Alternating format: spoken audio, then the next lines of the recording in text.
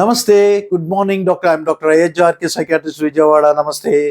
ఇప్పుడు మనం somatic delusions, ఈ డెల్యూషనల్ డిజార్డర్లో ఇదొక సపరేట్ ఫేస్.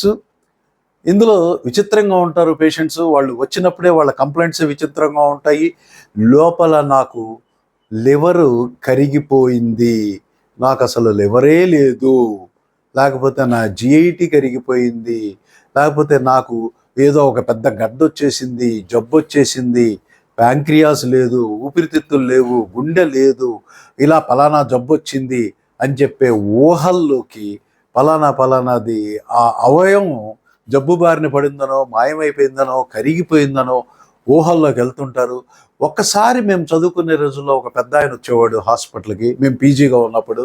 ఆయన ఒక పొన్ను కర్ర, ఆ కర్రకి చివరన ఒక మూట రాగానే టేబుల్ మీద ఆ మూట విప్పి దాంట్లో ఒక అల్యూమినియం గిన్నె, ఒక కేజీ మైదా పిండి, ఒక చిన్న స్టవ్ తీసి, ఒక లీటర్ కిరోసిన్ తీసి దాంట్లో పోసి ఆ మైదా పిండిని ఆ గిన్నెలో పోసి దాని మీద పెట్టి దాన్ని అంటించి ఉడకబెట్టి, సార్ ఇదిగోండి నా మెదడు లేదు, నా మెదడు కరిగిపోయింది, ఇప్పుడు నాకు లోపల మెదడు లేదు, మీ దగ్గర ఉన్న ఇన్స్ట్రుమెంట్స్ ద్వారా, ప్రక్రియ ద్వారా ఇదిగోండి ఈ మైదాపిండి, కరగబెట్టిన మైదాపిండిని నాకు చెవి ద్వారా లోపలికి పోసి నాకు అది మెదడుగా రూపాంతరం చెందుతుంది లోపల, నాకు మెదడుని క్రియేట్ చేయండి అని చెప్పి కూర్చునేవాడు.